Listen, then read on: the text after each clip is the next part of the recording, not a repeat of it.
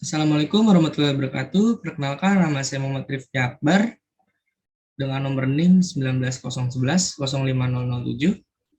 Di sini saya akan mempresentasikan hasil proposal saya yang berjudul Analisis Hambatan Epistemologi Siswa SMA kelas 10 dalam pembelajaran matematika pada materi aljabar ditinjau dari kemampuan literasi dengan dosen pengumpu Bapak Dr. Samsul Ma'arif, MPD.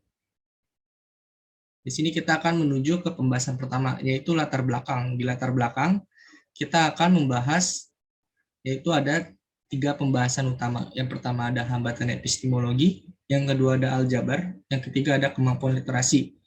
Jadi, hambatan epistemologi adalah kendala seseorang memahami materi dikarenakan pengetahuan yang terbatas pada konteks tertentu dan pada konteks yang lain tidak dapat menggunakan pengetahuan yang dimilikinya. Hambatan epistemologi muncul akibat keterbatasan pengetahuan siswa pada konteks tertentu karena tidak memperoleh informasi secara utuh yang akan berakibat pada kesulitan siswa dalam mencari hubungan dan keterkaitkan konsep. Terus aljabar. Aljabar merupakan salah satu cabang penting dari matematika yang sering dianggap sulit dan abstrak. Mengingat rendahnya memahami konsep aljabar dan masih banyak kesalahan dalam prosedur penyelesaiannya, maka dari itu, yang harus dikuasai adalah pemahaman konsep tentang materi aljabar secara epistemologi. Dalam mengembangkan suatu pengetahuan harus didasarkan pada konsep yang dapat dijadikan sebagai permulaan perolehan pengetahuan baru. Konsep yang telah terbukti kebenarannya kemudian menjadi pengetahuan awal dalam membangun pengetahuan baru. Terus di sini ada kemampuan literasi. Kemampuan literasi adalah salah satu keterampilan yang perlu dikuasai siswa pada abad ke-21 karena merupakan perimbangan antara matematika dengan dan tanpa angka. Terus ditinjau dari kemampuan literasi matematika siswa Indonesia masih tergolong rendah. Pada tahun 2012, rata-ratanya mencapai 375 dan berada di bawah rata-rata dari skala internasional, yaitu 500. Dari 66 negara peserta Indonesia, menduduki urutan ke-65, yang persentase literasi matematikanya pada level 1-2 mencapai angka 75,7%. Sedangkan level 5-6 hanya mencapai 0,3%. Lanjut kita masuk ke pembahasan, di sini ada rumusan masalah dan tujuan penelitian. Jadi rumusan masalah pada penelitian ini adalah bagaimana hambatan epistemologi siswa SMA dalam menyelesaikan soal aljabar. Nah, tujuan dari penelitian ini adalah mengetahui hambatan epistemologi siswa SMA dalam menyelesaikan soal aljabar. Nah, lanjut kita masuk ke pembahasan manfaat penelitian. Jadi di manfaat penelitian ini dibagi menjadi 2 aspek, yaitu ada manfaat akademik dan manfaat praktis. Di manfaat akademik itu, penelitian ini diharapkan dapat menambah kekayaan ilmu pengetahuan tentang hambatan epistemologis dan kemampuan literasi pada materi aljabar yang nantinya berguna untuk mengurangi hambatan epistemologi dan menaikkan kemampuan literasi pada materi aljabar.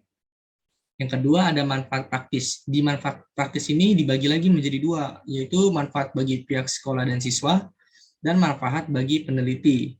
Nah, kita bahas yang manfaat bagi pihak sekolah dan siswa. Jadi, manfaat penelitian ini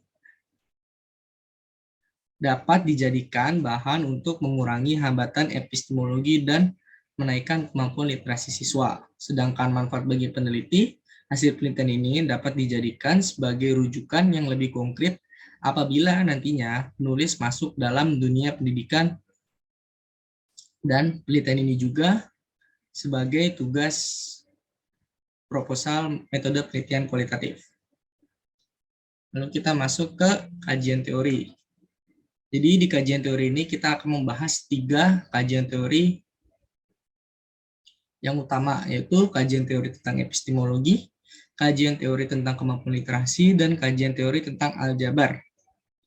Yang pertama kita masuk ke kajian teori tentang epistemologi. Jadi menurut Brusau, hambatan epistemologi adalah hambatan yang muncul karena pengetahuan yang dimiliki oleh seorang siswa tidak lengkap, sehingga mengakibatkan siswa mengalami keterbatasan dalam berpikir. Lanjut, menurut Irawan, dalam bukunya, hambatan epistemologi adalah jika seorang siswa tidak bisa menggunakan pengetahuannya terhadap suatu konsep untuk menyelesaikan masalah pada konteks yang berbeda, maka siswa tersebut diindikasi mengalami hambatan belajar epistemologi. Lalu lanjut ke kajian teori tentang kemampuan literasi.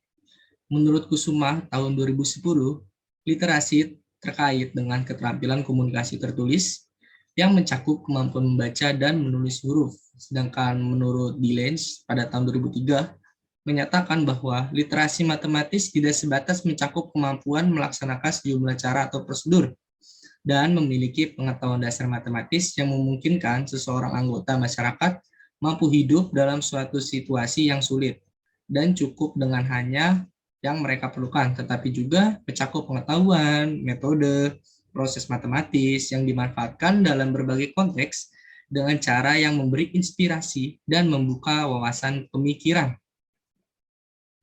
Lalu kita masuk ke kajian teori tentang aljabar. Menurut Johnson dan Ricing dalam Krismanto pada tahun 2009, aljabar merupakan bahasa simbol dan relasi, sedangkan menurut Laila dalam Prianto pada tahun 2014, aljabar merupakan salah satu cabang penting dari matematika yang sering dianggap sulit dan abstrak.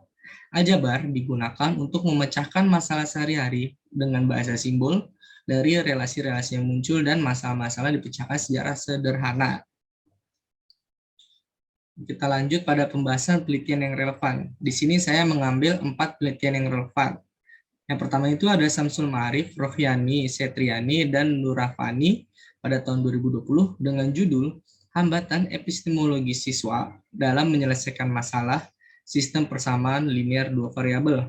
Yang kedua ada Nur Hasana Sutimin, Putri, Agung Hartiono, dan Yulis Jamiah pada tahun 2018 dengan judul Desain Didaktis Melalui Naive Geometri untuk mengatasi hambatan epistemologi dalam persamaan kuadrat di SMA.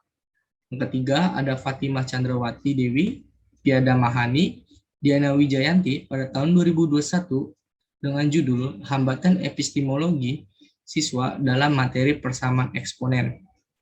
Yang terakhir ada Rasmania, Sugianto, dan Dede Suratman pada tahun 2018 dengan judul Hambatan Epistemologi Siswa dalam Menentukan Domain dan Range Fungsi Kuadrat di Sekolah Menengah Atas. Lanjut, kita akan membahas tentang alur penelitian. Jadi di penelitian ini saya sudah membuat alur di penelitian ini. Jadi yang pertama itu kita mengumpulkan data. Nah, cara mengumpulkan datanya itu ada 3 kegiatan. Yang pertama itu ada observasi, wawancara, dan RPP. Jadi pada observasi itu untuk mengetahui hambatan epistemologi siswa pada mata pelajaran aljabar di SMAN 11 Kota Tangerang Selatan. Sedangkan wawancara itu yaitu untuk menjawab permasalahan-permasalahan yang didapat dari hasil observasi agar lebih valid. Nah, yang di RPP itu untuk menganalisis langkah-langkah pembelajaran yang direncanakan dari hasil analisis hambatan epistemologi siswa.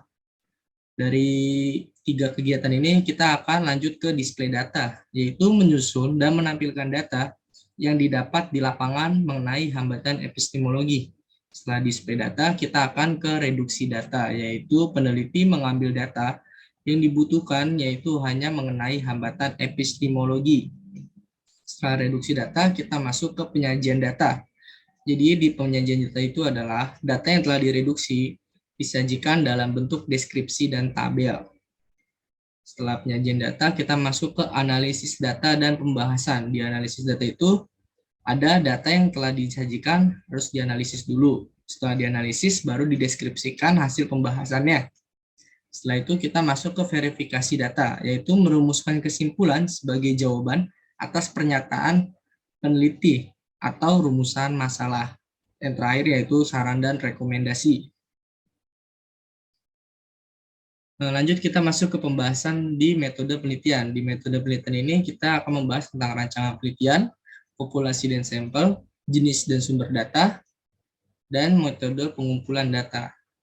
Nah, di penelitian ini saya memakai rancangan penelitian kualitatif. Dengan populasi dan penelitian ini adalah salah satu kelas dari SMAN 11 Kota Tangerang Selatan, dan sampel yang saya pakai itu adalah 5 siswa dari kelas tersebut.